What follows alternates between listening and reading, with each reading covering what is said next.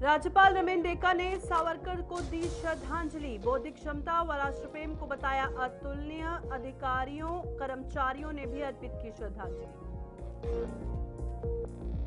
कपिल देव ने की सीएम से मुलाकात। सीएम विष्णुदेव साय ने किया सम्मानित। खेल अधोसंरचना व प्रशिक्षण केंद्रों पर चर्चा। छत्तीसगढ़ की खेल प्रतिभाओं की सराहना। विजय शर्मा ने पेश किए कस्टोडियल डेथ के आंकड़े। 2025 में सबसे कम मौतों का दावा। हत्या में 3% और लूट में 14% कमी।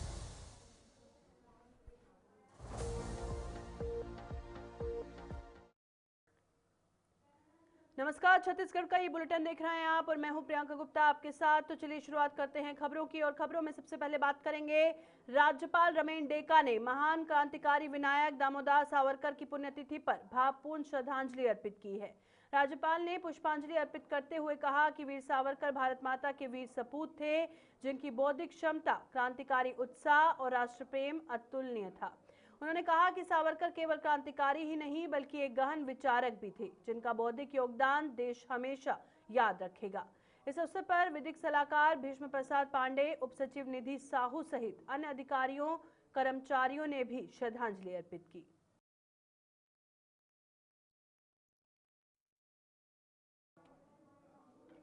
कपिल देव ने नया रायपुर स्थित सीएम निवास में विष्णुदेव साय से सौजन्य मुलाकात की। मुख्यमंत्री ने उन्हें बेल मेटल की प्रतिकृति और पुण्य भूमि छत्तीसगढ़ कॉफी टेबल बुक भेंट कर सम्मानित किया। इस दौरान प्रमुख सचिव सुबोध कुमार सिंह भी मौजूद रहे और मुलाकात में खेलों के विकास, आधुनिक खेल अधोसंरचना, अंतर्राष्ट्रीय प्रशिक्षण केंद्र और खिलाड़ी प्रतिभा संवर्धन पर चर्चा हुई। कपिल देव ने राज्य में सकारात्मक बदलावों की सराहना करते हुए कहा कि बेहतर माहौल में यहाँ की प्रतिभाएं राष्ट्रीय और अंतर्राष्ट्रीय स्तर पर चमकेंगी।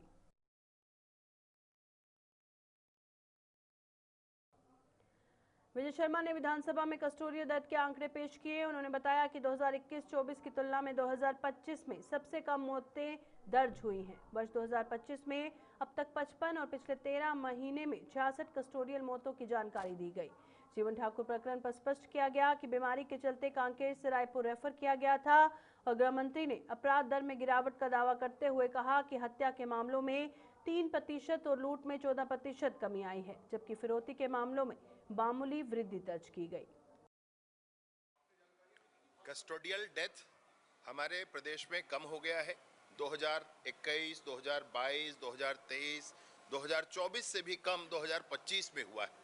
ये लगातार कम होता हुआ आया है क्योंकि 21-22 के बाद ये बदला था। तो कस्टोडियल डेथ लगातार कम हुआ है।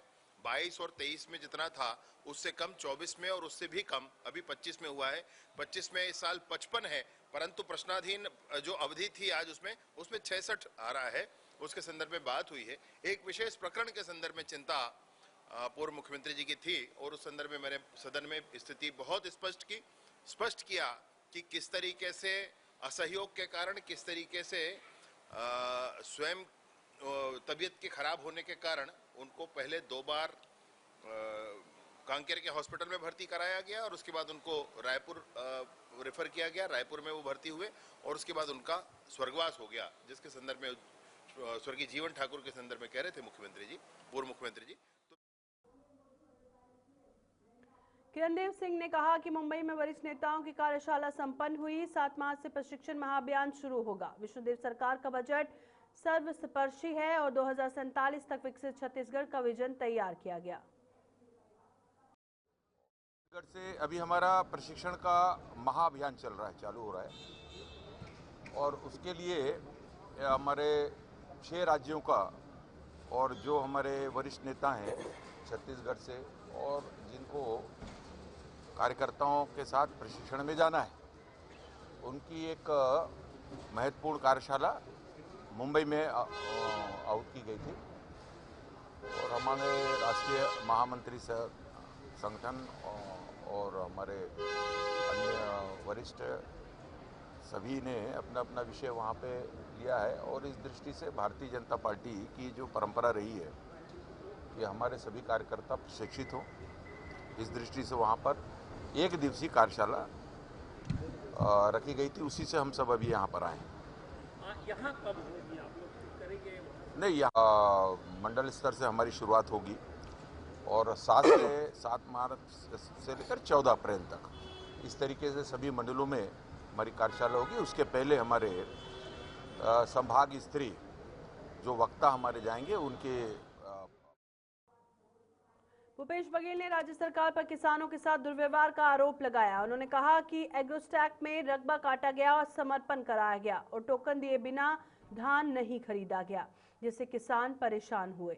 कर्जदार किसानों की स्थिति और खराब हुई और घरों में धान पड़ा रह गया। बघेल ने अधिकारियों पर भौतिक सत्यापन के नाम पर किसानों को अपमानित करने का आरोप लगाया और कहा कि इससे कई किसानों ने आत्महत्या का प्रयास किया। उन्होंने सुशासन को कुशासन बताते हुए कस्टोडियल डेथ के मामलों पर भी सवाल उठाए और सरकार से जवाबदेही तय करने की मांग की। कांग्रेस विधायक दल के नेता ने एक महत्वपूर्ण विषय पर स्थगन लाया और हम सब के उसमें हस्ताक्षर थे और बहुत महत्वपूर्ण विषय है अन्नदाताओं का। इस साल रकबा घट गए, खरीदी घट गया, धान खरीदी नहीं हुए, कर्ज बचे हैं। हमारे सभी सदस्यों ने तथ्यात्मक और आंकड़े सहित एक एक विधानसभा के धान खरीदी केंद्रों के बारे में जानकारी दी। इस साल जिस प्रकार से नेताजी ने सदन में कहा कि किसानों को चोर समझा गया, और देखिए पूरे प्रदेश के किसानों के साथ जो एक किस्त बेच चुके और दूसरा या तीसरा किस्त बेचने वाले थे, सब किसानों के खलिहान में, परिसर में, घर में जाके पुलिस विभाग के अधिकारी, कर्मचारी, तहसीलदार, एसडीएम और सोसाइटी के अधिकारी, सारे लोग किसानों के परिसर में। दरसीवा के विधायक अनुज शर्मा ने विधानसभा में नर्सिंग कॉलेजों में अनियमितताओं का मुद्दा उठाया। 7 मार्च 2025 के तारांकित प्रश्न में 50 कॉलेजों में गड़बड़ियां सामने आने के बावजूद कार्रवाई न होने पर उन्होंने नाराजगी जताई।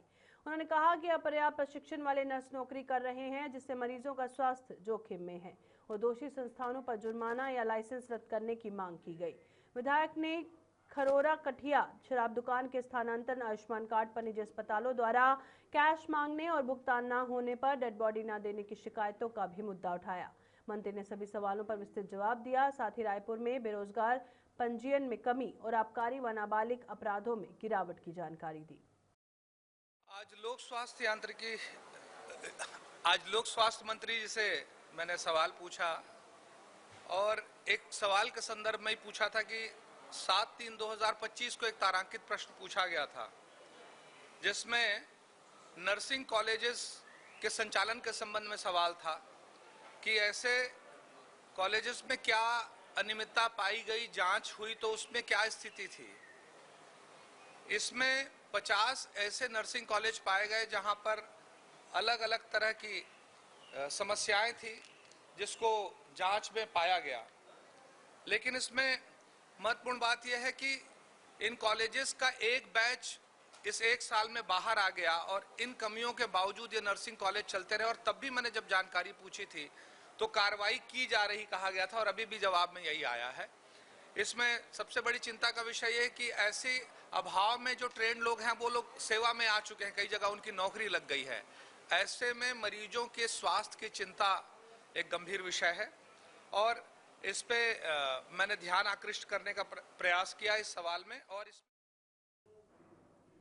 भाजपा सांसद संतोष पांडे ने कांग्रेस शासनकाल में अबूझमाड़ की उपेक्षा का आरोप लगाया। कहा कि उस समय डाक, बिजली, पानी और शिक्षा जैसी बुनियादी सुविधाएं मौजूद नहीं थी और वर्तमान भाजपा सरकार सुदूर अंचलों तक सड़क, बिजली, शिक्षा और स्वास्थ्य सेवाएं पहुंच रही हैं। पांडे ने मक्का आयात और अमेरिकी प्रभाव के सवाल पर कहा कि राष्ट्रहित सर्वोपरि है और भारत स्वतंत्र विदेश नीति अपनाएगा।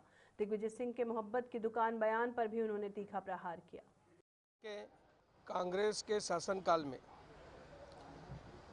अबूझमाड़ का नक्शा तक नहीं बन सका था। भूगोल क्या है लोग पढ़ते नहीं थे, जानते नहीं थे। वहाँ जो डाक की व्यवस्था थी वो भी समाप्त हो गई थी। बिजली, पानी, शिक्षा तो दूर। अब सरकार जा कर के सब प्रकार की तैयारी कर रही है और सुदूर अंचलों में भी अब शिक्षा का दीपक, सड़कें, विद्युत, स्वास्थ्य, सारी व्यवस्था बहुत सुंदर होने लगी है। और शुरू से ही प्रगति के कांग्रेस पार्टी विरोध में रही है। और रही बात आपने जो दूसरा प्रश्न किया मक्का के विषय में, इस राष्ट्र के लिए जो जो जरूरी होगा, आप सब जानते हैं कि दबाव के बावजूद भी जिस प्रकार से माननीय मोदी जी और भारत ने रसिया के साथ जो तेल का खरीदने का जो संबंध रखा, तो जो भी हमारे राष्ट्र के हित में होगा। भाजपा विधायक सुनील सोनी ने ध्यानाकर्षण में राजधानी की शराब दुकानों और आहाता निर्माण में आबकारी नियम उल्लंघन का मुद्दा उठाया। कटोरा तालाब और फोरलेन भाटा गांव सहित कई जगहों पर नियम के विरुद्ध दुकानें और आहाते बनाए गए। 14-15 विधायकों ने भाग लिया और उल्लंघनकारी दुकानों का प्रशिक्षण कर स्थानांतरण की मांग की। मंत्री ने नियम पालन और कार्रवाई पर सकारात्मक आश्वासन दिया। वहीं सोनी ने प्रशासन से जनप्रतिनिधियों को पूर्व सूचना देने का सुझाव दिया। देखिए, राजधानी के अंदर में जो शराब की दुकानें, आहाता निर्माण, इसका भी आबकारी विभाग का नियम बना हुआ है, लेकिन उस नियम के विरुद्ध में आप कटोरा तालाब सबसे व्यस्तम मार्ग है, वहां पर शराब की दुकान आहाता के दीवार में ही लगा हुआ मंदिर है। तो जो माननीय मंत्री जी ने जो नियम बताया, उस नियम के विरुद्ध वो दुकान और आहाता निर्माण हुआ है।